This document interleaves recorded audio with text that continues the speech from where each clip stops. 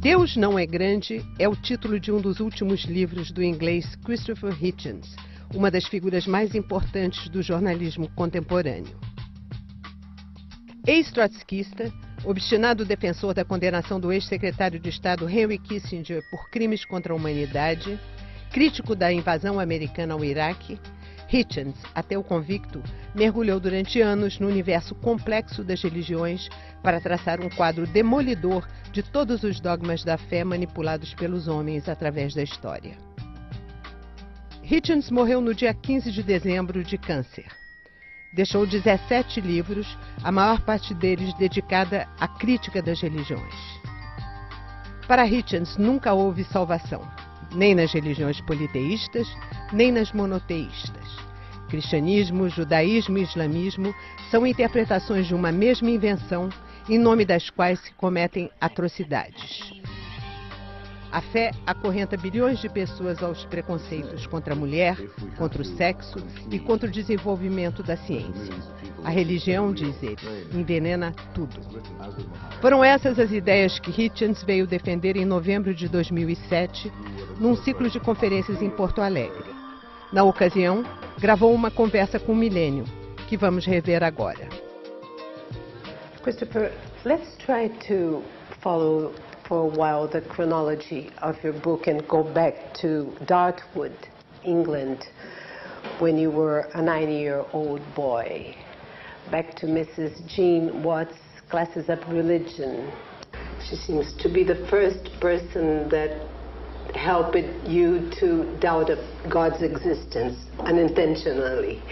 I guess everybody has gone through a similar experience in a certain stage of life, but the truth is that no matter how dogmatic and irrational the introduction in religion is, billions of people still prefer to embrace faith. How do you explain this uncontrollable need of God among human beings? I can only say that if we have to concede that for millions of people it's very real and very necessary, then we must also concede that for quite a large number of us, perhaps 10 to 15%, this need does not exist. For me, Mrs. Watts didn't tell me anything I didn't know. I did not suddenly have a moment on the road to Damascus. I used to believe something and now I don't believe it anymore. Or I used to believe this and now I believe something different. No. It was simply the way in which I discovered that I couldn't believe in the supernatural. Did not believe in it, could not believe in it. It's something a little different from a moment of conviction or from a eureka type moment, but still a moment. It became obvious to me that I was, as Pascal phrases it, so made that I cannot believe. As you say, you have written this book your entire life. Yes. If this long way... It's very kind of you, by the way, to notice this so acutely. But this long way that took you to your unquestionable objections to religious faith, was it easy or was it painful? I think it was less painful than the experience that many of my Christian or Muslim or Jewish friends have had of investing many years of their lives in a faith that proved to them to be worthless. For me, it's an intellectual engagement with believers and with unbelievers, trying to make people understand that the most beautiful life is the one that studies reason, irony, literature, science, humor, and the other things that make one's life worth living, that we don't owe anything to a supernatural dictatorship. I wonder if this has something to do with our fragility, our essence of glass. This is a beautiful definition of the French scriptwriter Jean-Claude Carrière, who wrote about our fragility, essence of glass. There's no doubt of it in my mind. We are a partly rational species that is full of fear, fear of death, fear of the unknown, fear of the dark. That is also a very conceited species. Unlike most other animals, We believe that the universe is designed with us in mind. It's easy to persuade us that this is not an accident. We must be the center of the object for all this, of course. But between our fear and our egotism, it's extremely easy to sell religion to us. Of course we would be the center of the world. The sun revolves around our earth. Nothing would be more likely. Everything is about me, moi. Yes, it takes a lot to grow out of this nonsense. Your book fully illustrates how harmful religions have been throughout the centuries and how many atrocities men have committed and still commit in the name of God. Not in the name of God, because of the belief in God. But at the same time, there are reasons behind it. And these reasons are the constant struggle for domination and expansion, as well as the constant fear of the different, fear and despise for the different. Do you believe that without religion this struggle would come to an end? No. I'll give you an example. Christianity is stolen from Judaism, and Islam is stolen from Christianity and Judaism. And these are plagiarisms, but the original monotheism is that of the covenant between God and the Jewish people, supposedly. Well, according to the Jews, God tells them to pray every morning. The men have to say, "Thank God I am not a woman," and the women have to pray, "Thank God I am the way I am." And both have to thank God that they're not a Gentile or a slave. Well, obviously, this is not decided by God, it's designed by man, by men, to be exact, masculine, so that they can keep women in their place. That's easy. Only a fool can't see that. Okay? God did not decide this. Men used religion to own women. However, the impulse of men to own women would be there if they believe in God or not. It's just that it might be a bit harder to persuade female babies that they should be owned by men if they were not told that God wants it to be true. If all they're told is men want it to be true, they're not going to be very surprised. Tell them that God wants it to be true, and they may put up with it. The same with slavery. God wants people to be slaves? That's different from just men wanting to own other people. So that with the use of religion, the invention of the deity, you can disguise what would otherwise be obviously a man-made, ramshackle, hypocritical dictatorship. So that getting rid of the idea of the supernatural is one step, only one, but a very important one, perhaps the first one, perhaps the biggest one, on the road to emancipation. Until reading your book, I never realized how many divine creators have been born from virgin women as Mary. You say Buddha, Krishna, Perseu, Horus, Mercury.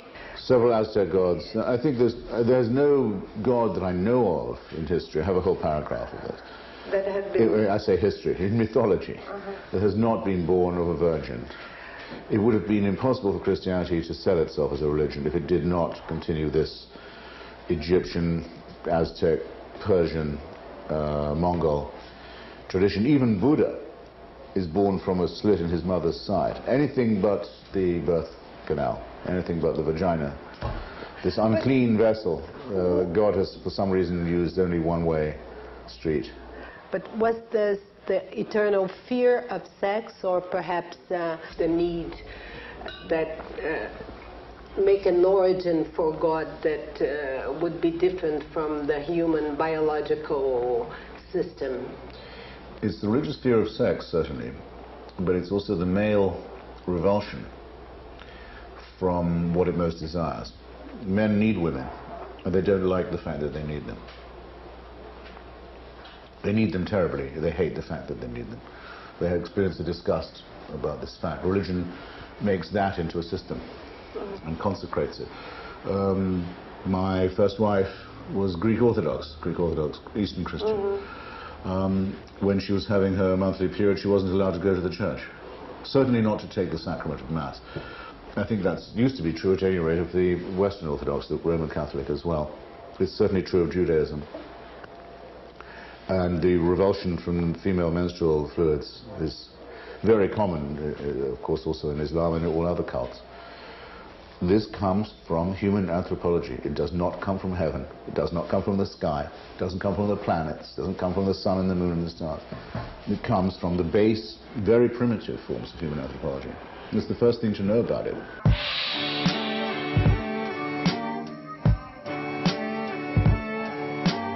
Let's take a look at the three monotheist religions. You have been submerged in the readings of the scriptures of a same story told in three different ways.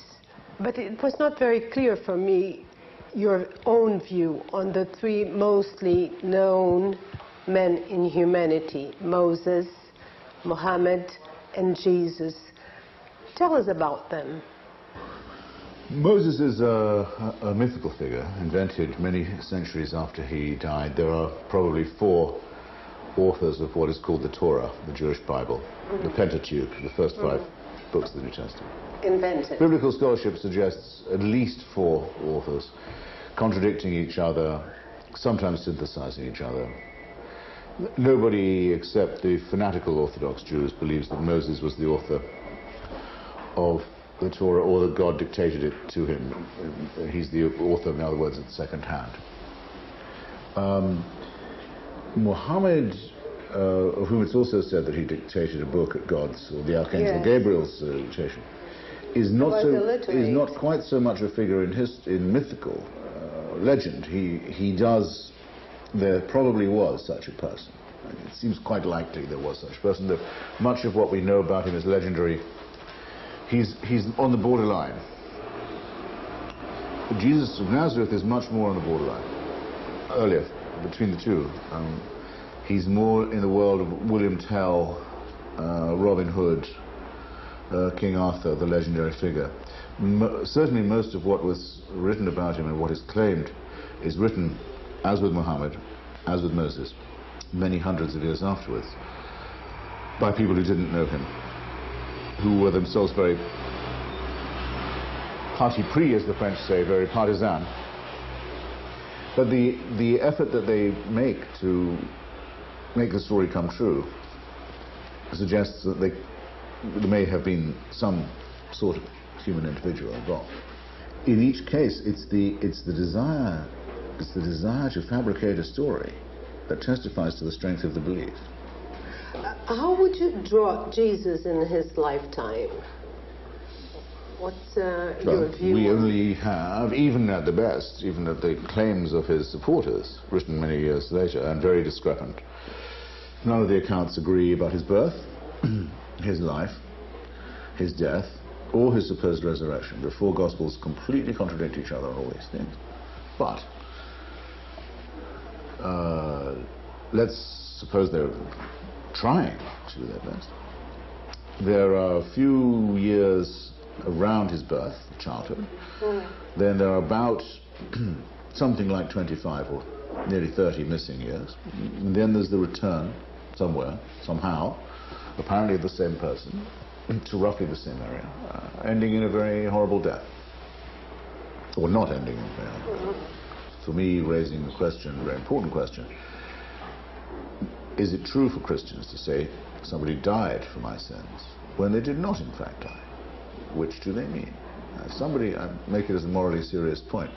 If somebody throws himself on top of the bomb that would otherwise explode in the schoolroom, he absorbs the explosion, loses his life to save other people, we can respect it. What if he isn't doing that? What if he's doing that and he's going to get up 2 days later and say, I'm unharmed? Doesn't it diminish the admiration one has for the sacrifice? You see what I mean? Christianity leaves all these moral questions entirely unresolved. Coming back to the scriptures, you say that the Old Testament was a nightmare, but the new one was still more cruel. What was horrible about it? The Old Testament I describe as a nightmare because it contains the warrant, the official divine warrant for ethnic cleansing, as we now call it, the destruction of other peoples, actually for genocidal ethnic cleansing, the complete destruction down to the last child of the Midianites, the Amalekites and others. They're to be erased, obliterated, their land taken, If there are any survivors, preferably young female, they should be made into slaves, and so on. It contains the warrant for all this. Slavery, genocide, murder of children, etc. And theft, conquest, dispossession, imperialism, the most arrogant kind. But that's it. Once the Midianites or the Amalekites have been destroyed, or the Moabites have been destroyed, that's it. They don't suffer anymore for not being Jewish or not having a covenant with God. They're gone, but that's it. There's no hell. But now we're going to torture you after you're dead forever. That completely evil idea only comes with Jesus of Nazareth, who says for the first time, if you don't agree with my lovely offer, depart from me and go into eternal fire. The most evil idea I think that's ever been proposed in history, now very much preached by the suicide murderers of Islam as a central teaching of their wicked doctrine. On the other hand, your readings on the Quran made you say that Islamism is at the same time the most interesting and the less interesting of the monotheisms. Let's talk about the most interesting in Islamism. Islam claims to be the culmination, maybe we should say the consummation, of the previous revelations, Abraham, Moses, Jesus.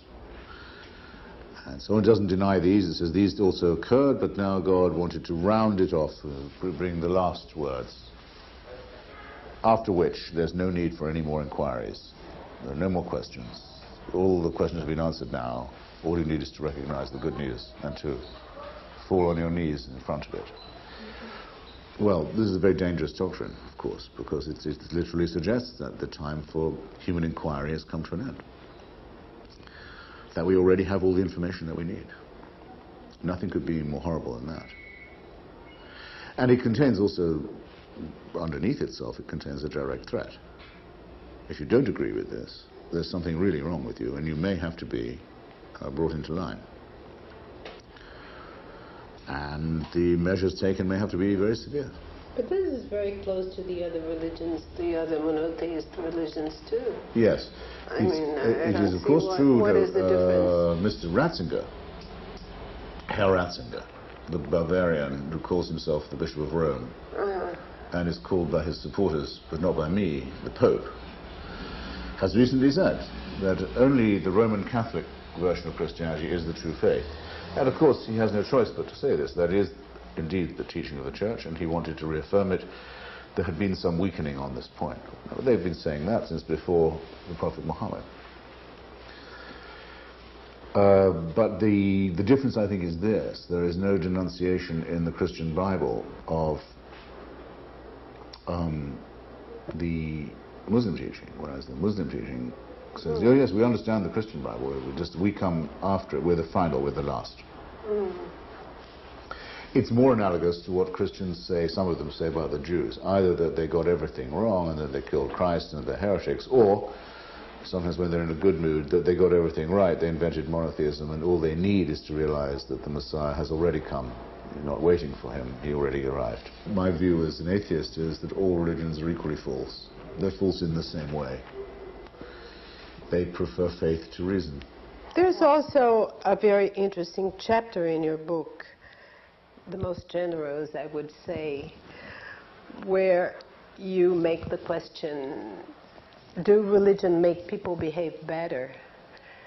And surprisingly, you say yes when you speak about Martin Luther King.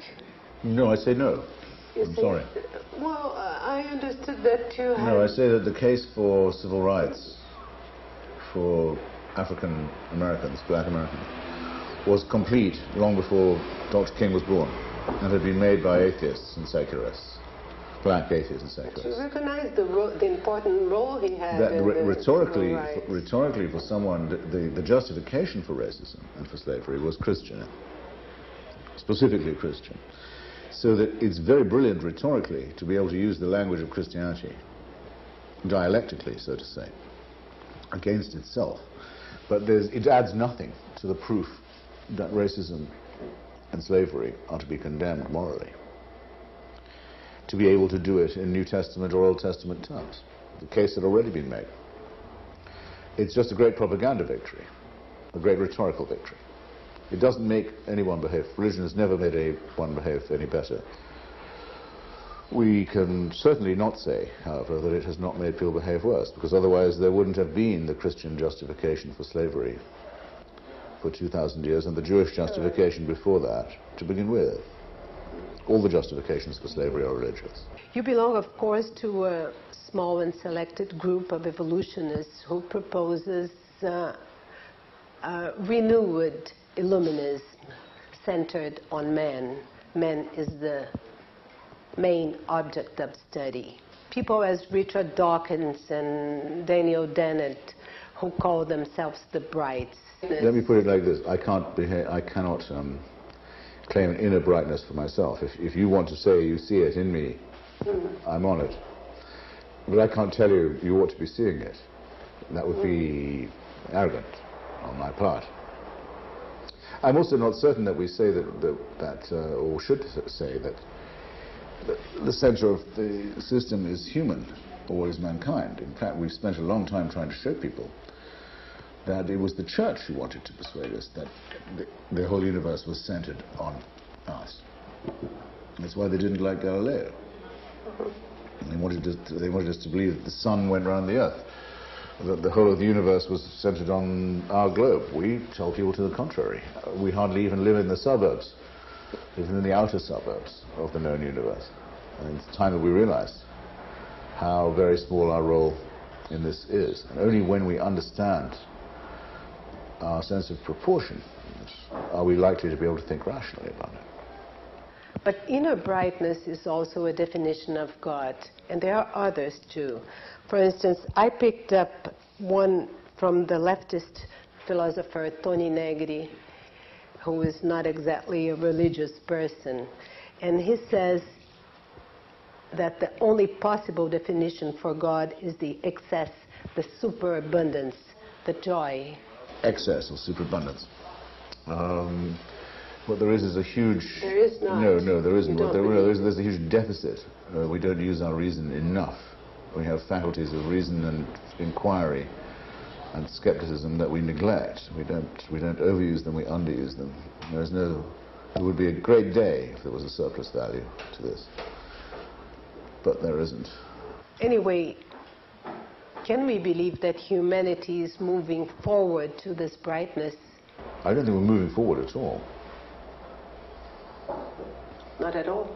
No. I think at the moment we're moving backward. I think the forces of theocracy are growing faster. All over the place? And with more confidence, yes. And with more violence.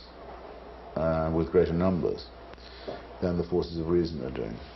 I think that the period of human enlightenment may look, in retrospect, like a very brief, very small fraction of a second in human evolution, between about 1680 and about now, and maybe about to go into eclipse. Well, thank you very much, Christopher. It was very nice talking to you. Nada. Let's hope for better times. Cool.